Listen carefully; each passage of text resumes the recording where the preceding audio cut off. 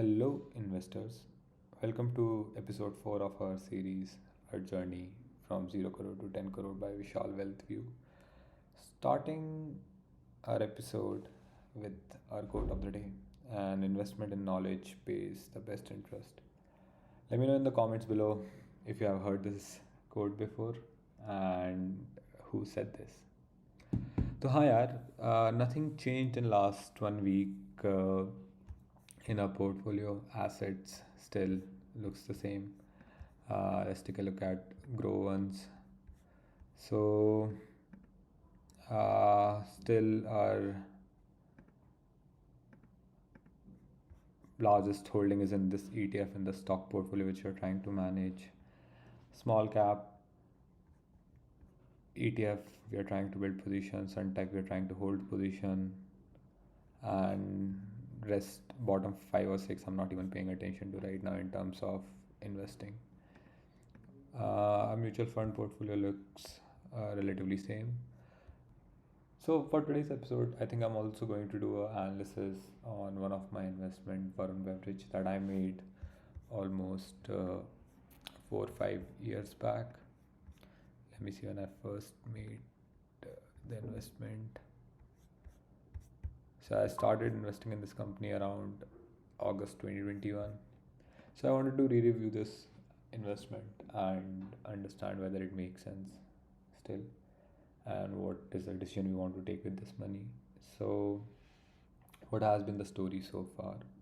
This was the largest bottler of PepsiCo in Southeast Asia, and they have contract with Pepsico till 2039. During 2021, they had a really amazing product called Sting, which was an energy drink. This was a 15 rupees low cost drink that they were selling to Indian market. Now you have to understand that Indian market is really price sensitive, and you need a lot of products that have huge amount of sugar content and energy content, and it becomes really like famous or viral between the youngsters and the working class of the country. And initially in 2021, their sales for Sting was growing at about 40%. And in last 3 years, they were also planning to just go out and buy all the South Indian and East Indian plants that were present by another distributor, and they were just acquiring. So clearly, there was a way in which like their revenue would have grown at more than 30%, 40%, and वो हुआ भी last 3 4 साल में, like they had great uh, revenue growth. If we see for last 3 years, the revenue growth has been more than 35%. So that was the story. We made a good amount of money on that story, but what's the future? So they have been now expanding with PepsiCo, and they have been updating their contracts for African market, specifically DRC, Democratic Republic of Congo, uh, and Morocco. And from India, they're getting a good organic growth on in volume of about 20%. And what are the risks? So I think at this stage I don't align with the company's philosophy of growing into African market. I mean, it's a good idea because 1 billion folks live there, but Varun Beverage is a distributor. It's not a product creator. The only product they have created is Sting, and the largest amount of money they'll make is by selling Sting in those markets. And being a distributor, you have to own a large amount of factories, and you are prone to political instability. Let's just say a coup happens or someone just bombs the factory, then you are at loss. So there is that risk. Apart from that, like the Sting growth has been stabilized. We are not observing Sting to be growing at more than 50% anymore, and the company has really high valuations right now. If we see the company's latest transcript, they have been uh, uh, quite vocal about the commentary that their Sting volume has stabilized, and they're not expecting any further growth in Sting and volume growth in India. Only looks like around 20-25%.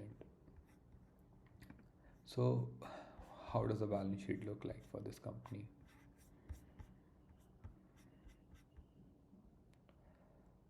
So, this company, since it's a distributor, it's capital heavy business.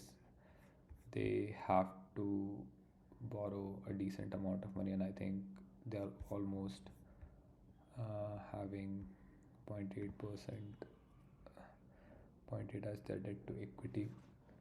Even though ROC looks healthy, margins again, they are not the best margin company, but they are able to maintain healthy margin being a distributor because it's capital heavy business. If we see the cash flow investment, so these are the profits that they are generating from operating activity each year, and so majority of money is getting generated from operations. So this is a good sign, and they're able to use this money to either buy assets, fixed assets like such as factories, and all of this is tax-free money that they are reinvesting in the business, which will in turn generate the compounding effect for the company. So the question is like, should we invest more money or should I invest more money? And again, this is not a financial advice to anyone, and this is a disclaimer, like this is just my analysis, my point of view, and what I need to do with my money. So I think I'm going, like the price of this stock looks too high at this stage in terms of valuation. We are almost hovering around a stock PE of 18 with growth visibility less than 21% and a huge amount of debt, and we are investing money in places such as African market, which are prone to political instability. So I think the risk to reward factor is fairly on the low side. So if I have a checklist of this company, I think if we put our philosophy inside, then the company still has a huge market cap. The promoter is still holding a good chunk of money. The revenue of the company has been growing above 20%. ROC is not above 30%, but it's still more than 25%. The company has high amount of debt, so which is a red flag for me, and it requires a huge amount of capital to operate as well. Apart from this, the good things about this company is predictable cash flow. Like, you're not going to observe frauds in this company, even if a even if this company is uh, run by a management which is not highly capable, they can still manage and operate and maintain the growth. So this is a really amazing mode for this company because the monopolistic nature. It has been listed for more than 3 years, so all the green ones I think are green checks for this company. And the only like red flag or orange flag that I now see with respect to my investment philosophy is that it needs a huge amount of leverage to expand, or it can use its existing cash flow. So in that case, like if we are looking for a time horizon more than 10 years, then this investment would not generate uh, like a compounded annual growth rate of more than 20% or even 18%. That should be our expectation, because as Mangar said, over long term equities behave the way the underlying business is growing. Let's take a look at value picker for Varun Beverage. I want to understand कि बाकी investors, how do they view this investment opportunity, and do I have a blind spot which I'm not able to see in my investment. The current plant capacity looks like for Varun Beverage across India during 2021 and 2019 to 2023, they were expanding in this eastern part and the southern part of India. Let's take a more recent commentary.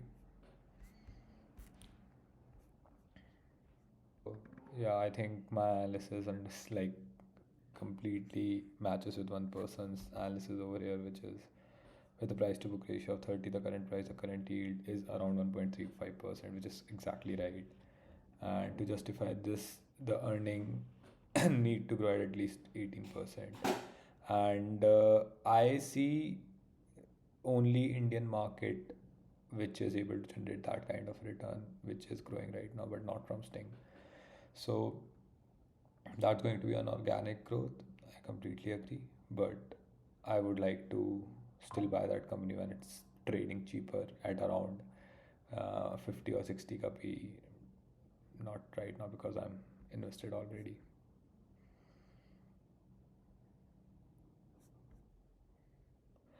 So yeah, another good commentary that I heard was from Manish Pabra about this equity, which is he compared this with the bottler in Turkey, and the bottler in Turkey was trading at far lower value compared to Varun Beverage in terms of PE and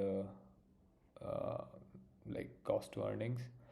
And I heard like this is a really good counter argument to that. Like the Turkish economy is already a developed economy and there is no room for growth. The places where Varun Beverage is targeting is Africa and India or like South Asia, where majority of population still young. There is lack of water and lack of clean drinking water, and they are involved in beverage industry. So if you include entire African market and Indian market, that's a population of about 2 billion people easy, which they are opening themselves to.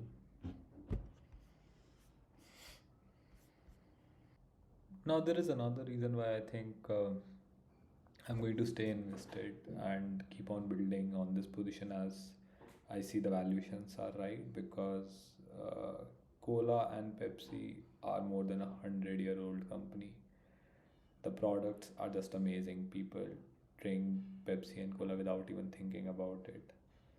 And literally, there is a duopoly. No one can come into this market. It's not possible for anyone to come in and create their own cola drink. If it happens, they'll just acquire them. That's what they have been doing, or they'll just kill the competition because they control the distribution. So that gives these companies a huge moat, a huge moat, because you cannot change the consumption habits so easily.